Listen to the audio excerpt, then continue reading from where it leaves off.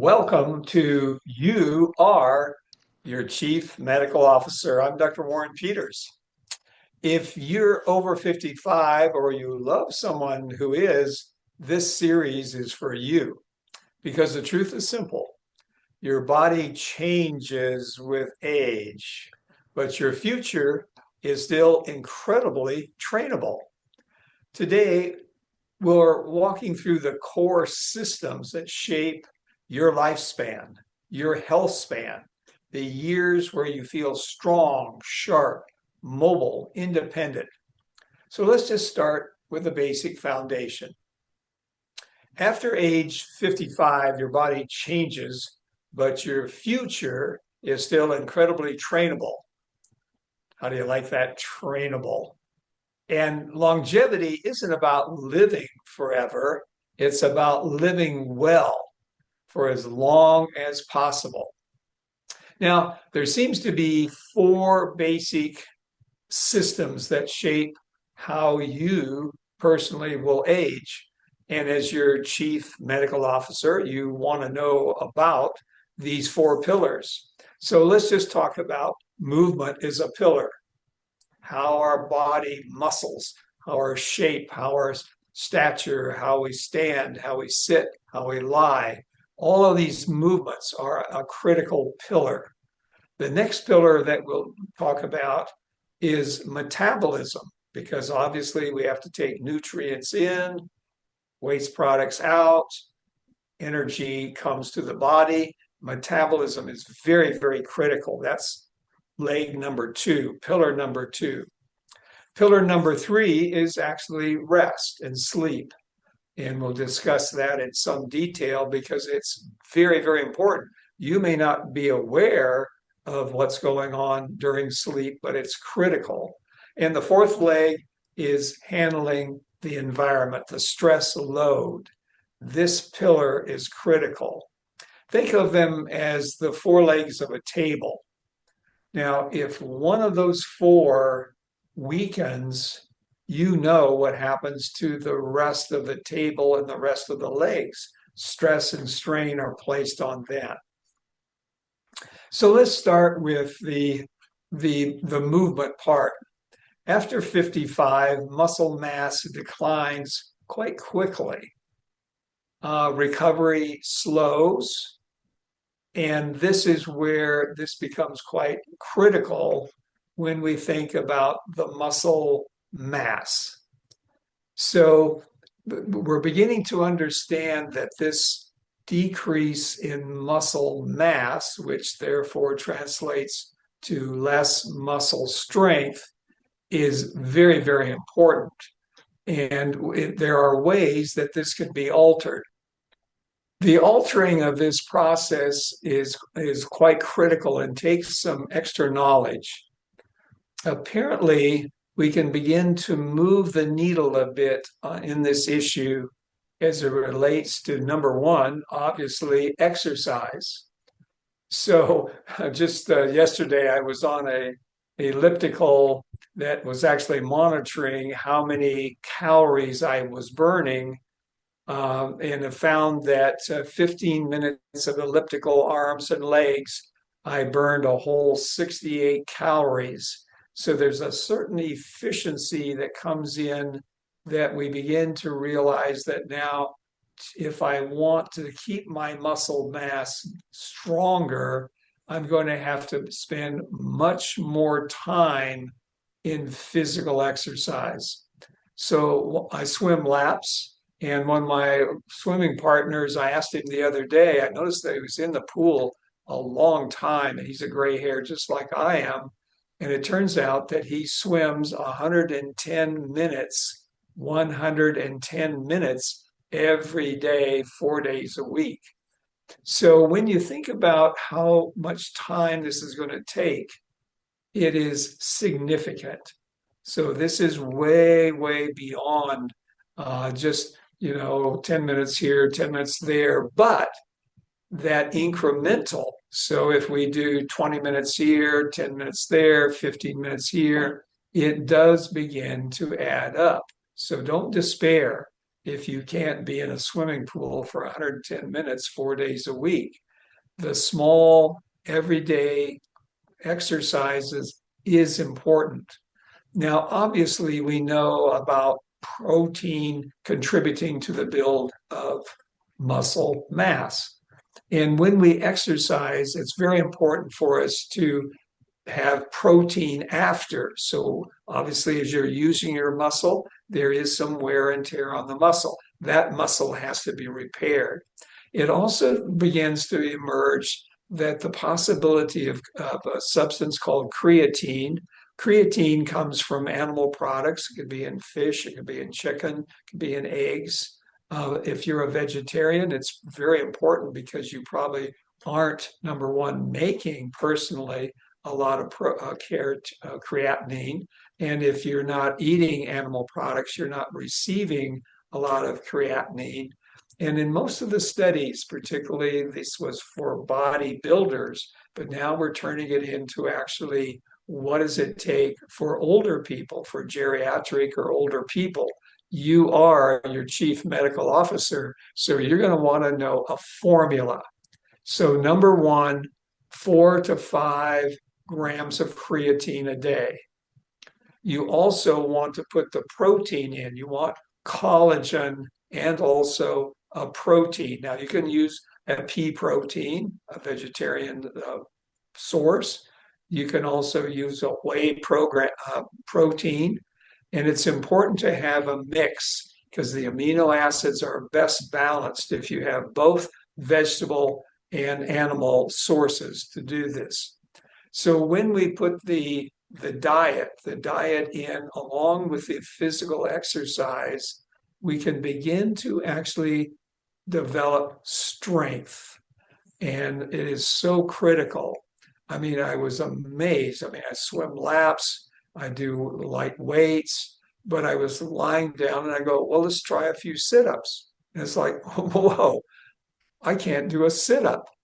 And it's like, well, you can do push-ups. Why can't you do sit-ups? Well, obviously, there's different muscle groups. So it may be, if you can afford it, or get a personal trainer, or watch a YouTube. The YouTube is full of all kinds of training to keep this exercise in place. So let's go from that pillar of movement. Let's move to the pillar of metabolism. So one of the things that you may notice is that as you've gotten older, several things might have happened. Number one, you might have noticed that you're actually gaining fat. And that's just, you can, if you have a belt, you can see on that your waist measurement is getting bigger.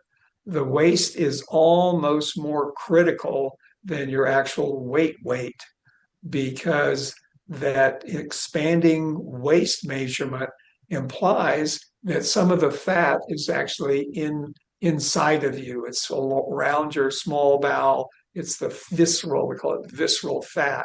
This is the dangerous fat to have too much of it. And this is what begins to move our liver because all of our food has to go to our liver and the liver starts developing what's called insulin resistance. That insulin resistance is critical on our way to heart disease, on our way to Alzheimer's, on our way to even some cancers. So it's very, very important for us to look as if we're starting to get heavier. Then we need to start looking at why this is happening. And possibly you're moving less. We just aren't burning as many calories, like my 68 calories for 15 minutes of hard exercise on elliptical. We're getting more efficient. The body is very good to help us to become more efficient. So in this metabolic area, we probably want to think also about, am I getting enough nutrients? So we've talked about the protein side. What about the vegetables?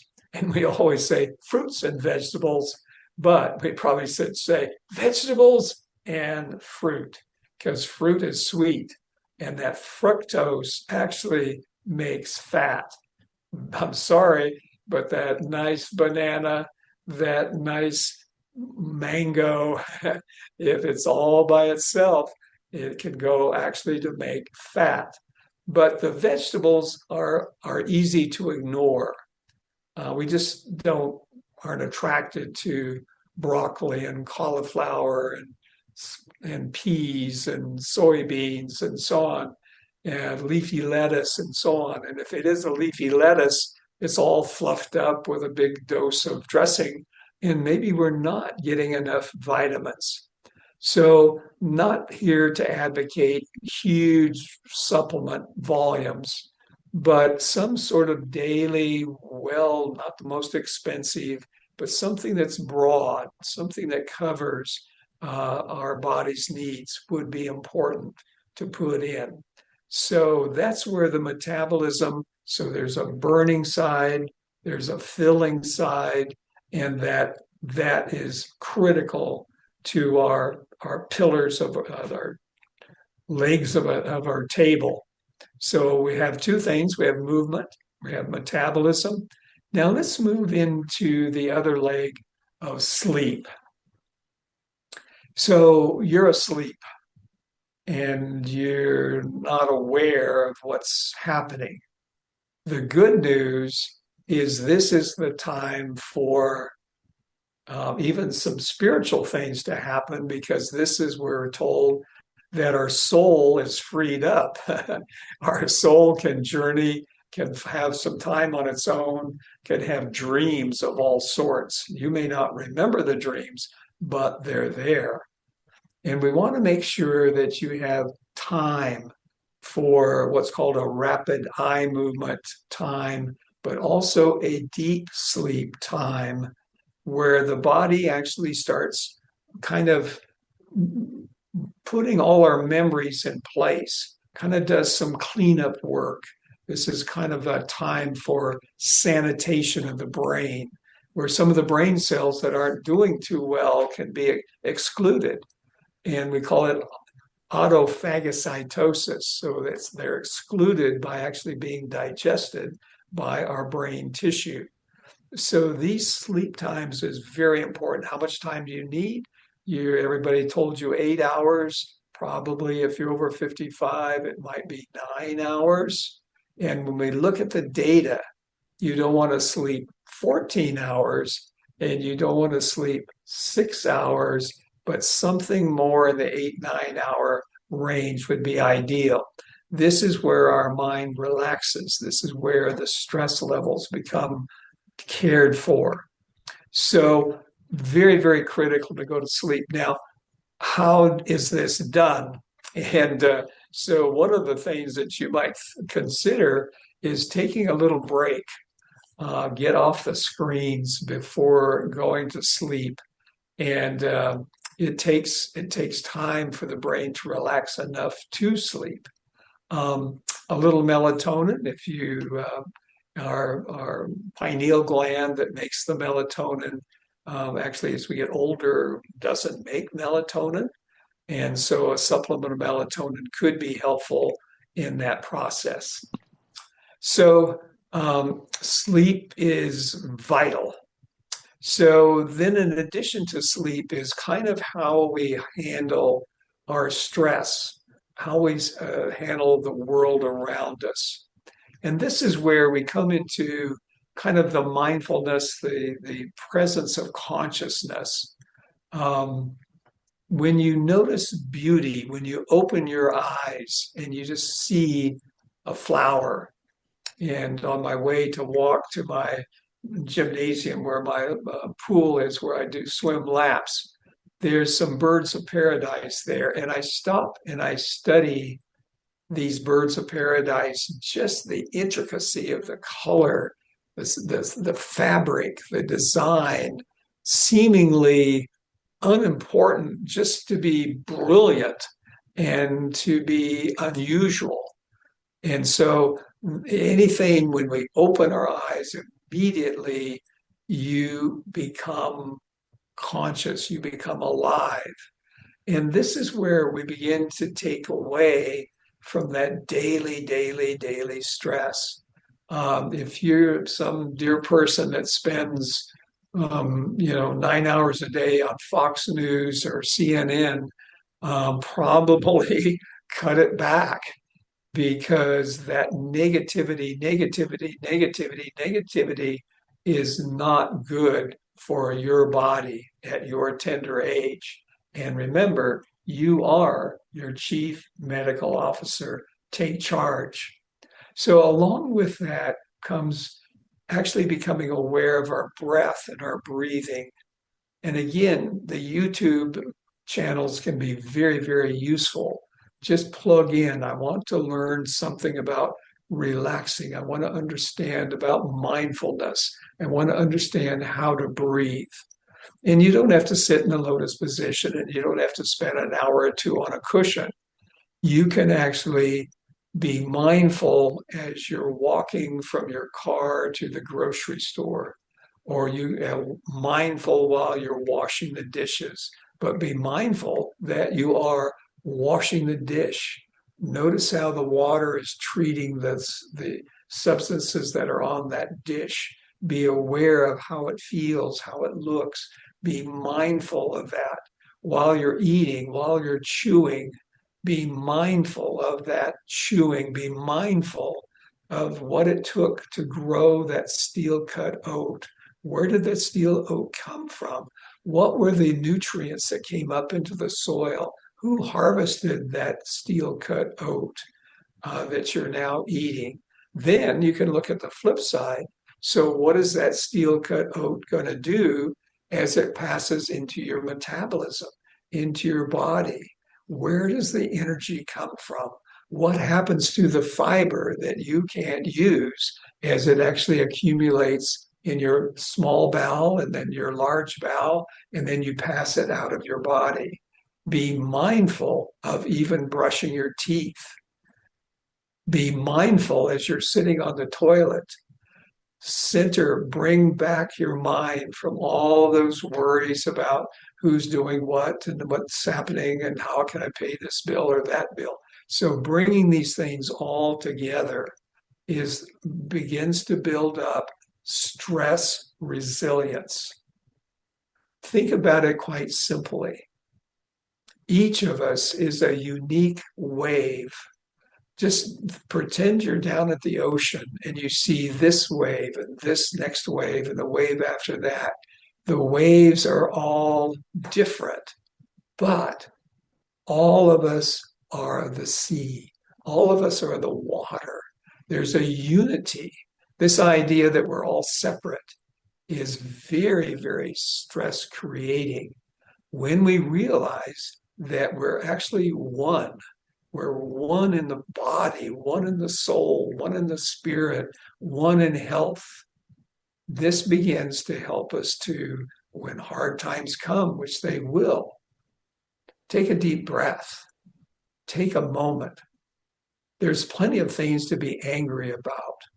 Take that anger and hold it in your arms and nurture that anger, just as you would a little baby that's crying because his pants are wet. Just comfort that anger. Take a deep breath and let it go. So those are the pillars that we need to think about. We have obviously movement. We have metabolism. We have sleep. And then we have stress resilience. You are your chief medical officer. Go and make it happen. This is Dr. Warren Peters. Make it happen.